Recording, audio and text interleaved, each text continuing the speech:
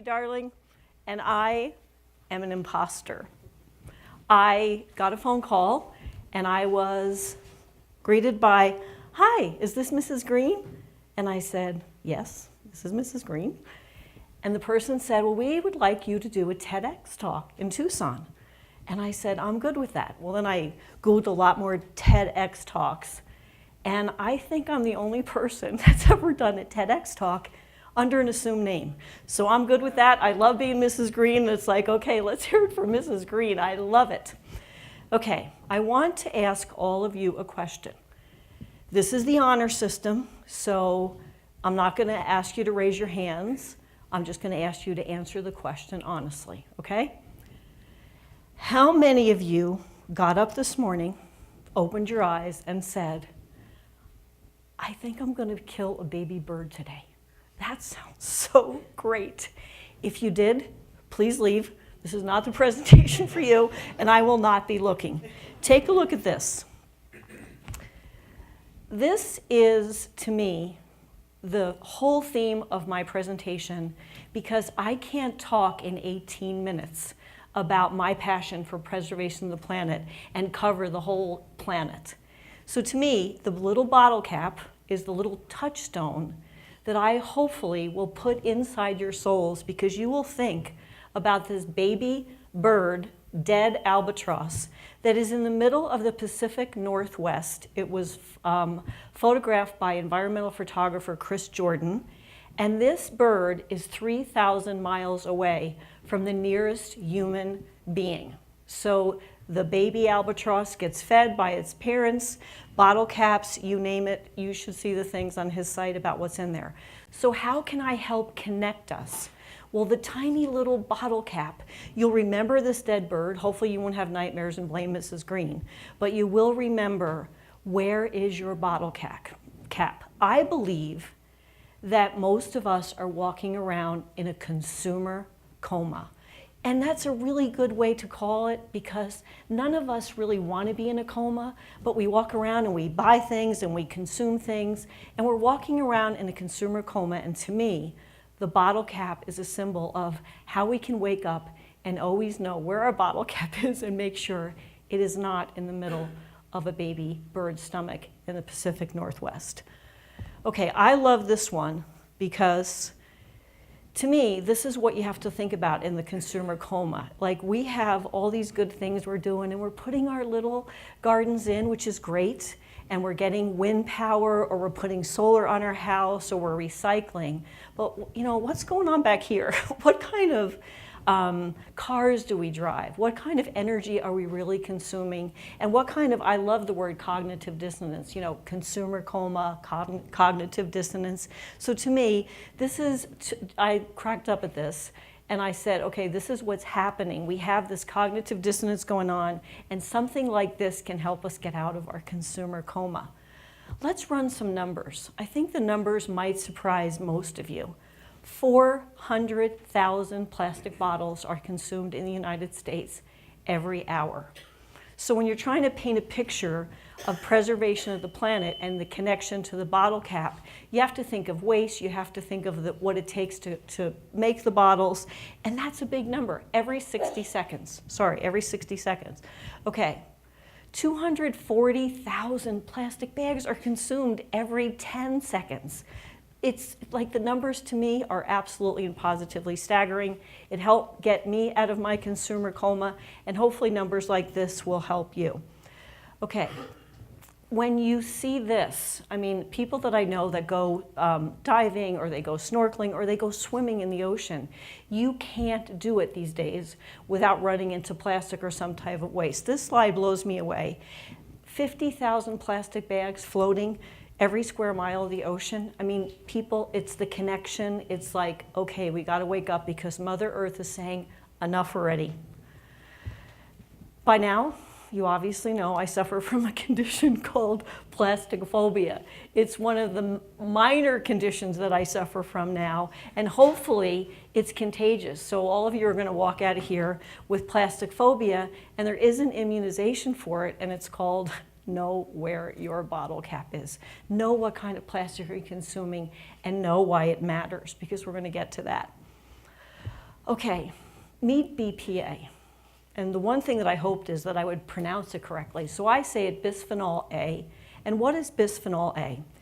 It's a synthetic chemical. It's estrogen mimicking.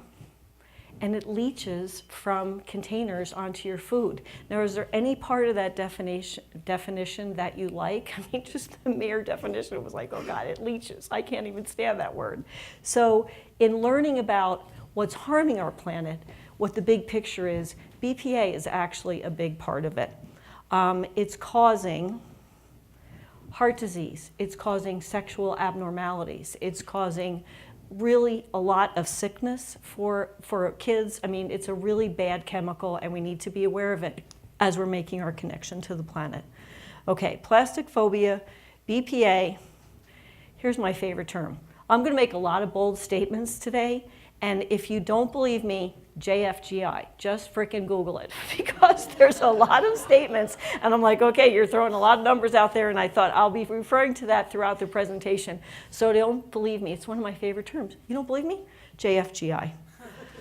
Okay, meet the toxins. So BPA is a toxin, and it's really causing a lot of problems that are more and more clinically research-based scientific data to support the connection to BPA and lots of things that are wrong. This slide to me is another one. 287 toxins are found today in the umbilical cords of newborn babies in the United States. Now, I don't know about you, but that's a wake-up call. That gets me out of my consumer coma. That makes me want to help. That makes me want to be a part of a difference for the planet, for our health, and the health of our children. That's a killer one to me. Okay. People, every 40 seconds, a child is diagnosed with cancer.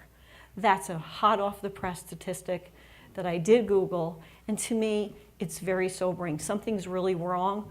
We matter, our children matter, and certainly Mother Earth matters. So those kind of numbers, to me, are ones that you can process and take a look at the toxins, and something we can do something about. Okay. Meet the toxins again. They're everywhere. There's this part of my plastic phobia that Mrs. Green suffers from. They're in our laundry detergent. They're in our personal care products. They're on our clothing. They're in scented candles. Do you know that there's an air freshener that you can buy that's called Outdoor? So you can spray it in your house so that your house smells like the outdoors. Well, that's a chemical. I don't know exactly how they do it. But when I tell you that plastics and toxins are everywhere, the toxins in these things are very real. Don't get me started ever on dryer sheets with the known carcinogens that are on the dryer sheets, something we totally can eliminate. Okay, I kept this slide up even though I know it's hard to read, and this is from the Healthy Child Network, not a radical organization at all, and it just tells you where the toxins are in our home, and if you look, they're everywhere. I mean, BPA is in 9 out of 10 people, they're on our genes. Those are PFCs, there's formaldehyde. I mean, you name it. When you start looking around, your house could be considered, in some cases, depending upon what your elimination regime has been, it could be considered a toxic dump, and none of us really want to live in a toxic dump. Okay, I want to close your eyes. I want you to close your eyes, and I can't tell if you're closing your eyes. Again, the honor system. Take in a deep breath. I got to hear you. Okay, good. Keep your eyes closed. And imagine the smell and the sound of cows farting and burping. Okay, does everybody have that one? Okay, so here these sweet, innocent cows are in the pasture, green pastures, the sun is shining, they're mooing, and they're emitting something called methane. And of course, I can't cover all the toxins in the air, but this was a funny one to bring your attention to. And methane is another one of the things that we're breathing in. And according to whatever JFGI you do, there's a report that says cow farting and burping accounts for about 6% of the methane. And when you add in all the after stuff, remember like what's going on back here, it can be up to 18%. So it's another toxin that's being emitted. That's something we can do something about by simply eating a little bit less meat. Okay, I love this one. It's like the poor cows. Don't blame the cows because they are just out in the pastures, living life and thinking everything is fine. Okay, there is a very, very measurable human factor, cause of the impact of all of this on human life. And this is one that is a bold statement for me to make, and I very much researched it because it's a hard one to talk about. So since 1997, 200,000 farmers in India, in a specific region, have committed suicide since a large chemical company, which I'm not going to name, but a lot of you know which one it is, introduced a genetically modified cottonseed with a terminator technology. And it's a very complicated story, but to me it's like, take a deep breath and know that all the toxins in our air and in our food and the genetic modification of what Mother Earth intended is really putting us in the consumer coma. And I refer back to there's a child diagnosed with cancer every 40 seconds. Okay, meet the toxins in our food. Don't you love this one?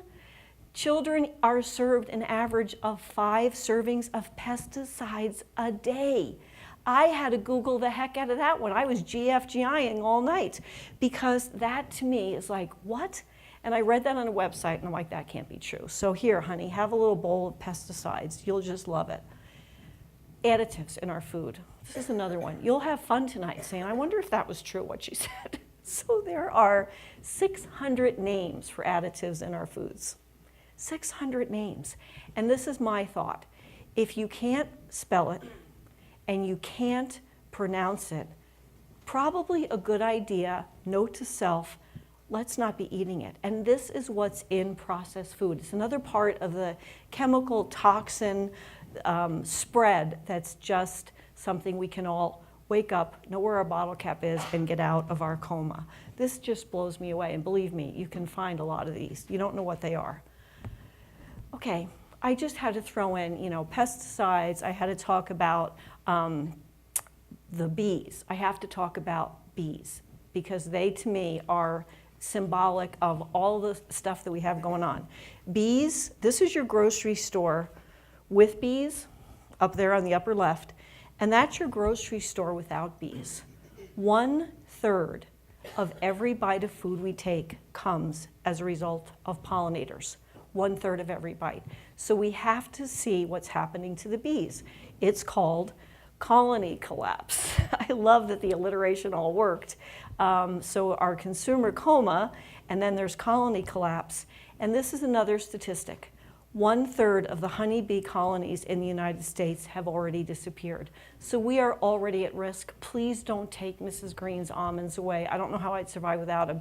And they're one of the first things that will disappear. So it's connecting all of these pieces with our plastics, pesticides, and our pollinators. I absolutely love alliteration. Okay. So, Mrs. Green, you have us all psyched up now. We're so happy. We're going to go out there and God, I can't believe, is this our whole presentation? You have to hear, to me, the real news, not the bad news. It's the real news about what's going on in this planet of ours in order to be able to do something about it, because that's what we're here for. That's what we're all about. We're citizens of the planet.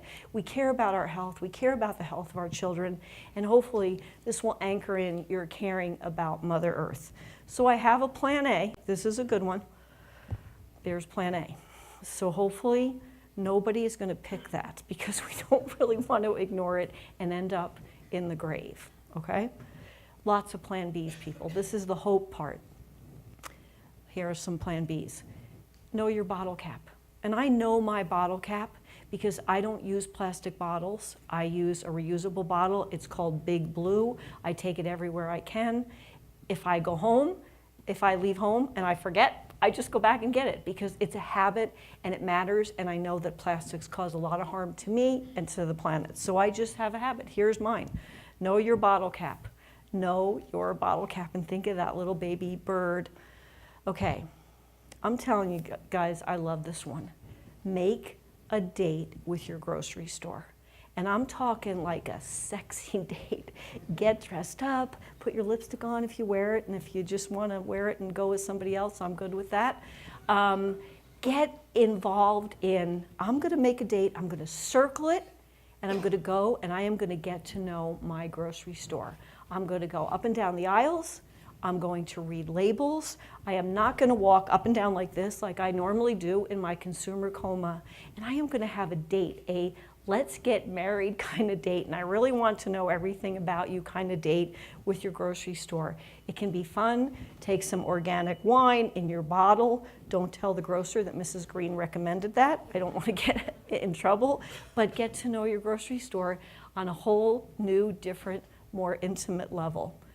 Okay, there's something great. It's called the Dirty Dozen and the Clean 15. Here's the Dirty Dozen. This is put out by a group called the Environmental Working Group. Takes no government money, and they absolutely and positively every year publish a list of things called the Dirty Dozen, the things that have the highest amount of pesticides, herbicides, and insecticides on them. Of course, there's an app for that, and you can write it up. Clean 15, they don't just do the Dirty Dozen, they have the Clean 15, and it's really helpful. You want to know, I can't buy all organic, what should I buy? Here you go. People, say goodbye to plastic bags. Just say goodbye. Say goodbye, I'm going to walk out of here and I'm never going to use another one again, because why? They have BPA on them, they're toxic to the environment, they kill turtles, they kill baby birds. Just say goodbye to them. See the impact. Mrs. Green really did make a date with her recycling plant. When you go see the recycling plant, you're like, oh my God, this is awful. So you have to make a date with your, I just think of out-of-the-box solutions to have me do this. Create a pollinator habitat. What does that mean?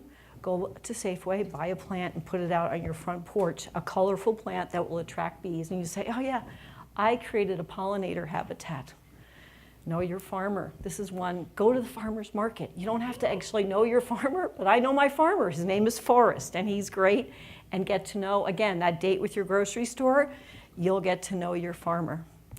So I want to ask you, where is your bottle cap? This is from a friend of mine named Jane Burnett, who lives in the Amazon. And I will tell you, the name of it is, I put a hole in the sky. The world depends on me, attending to what is small. Busy with significance, I bought takeout and threw away the packaging.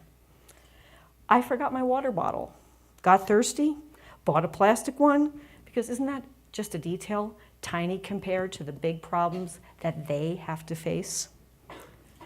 I know the truth now. There are no small transgressions. My heedless bottle is the stench of burning plastic. It is the oil spill in the Gulf, children with birth defects on the banks of the Amazon, Fukushima, the hole in the sky. Thank you. Thank you.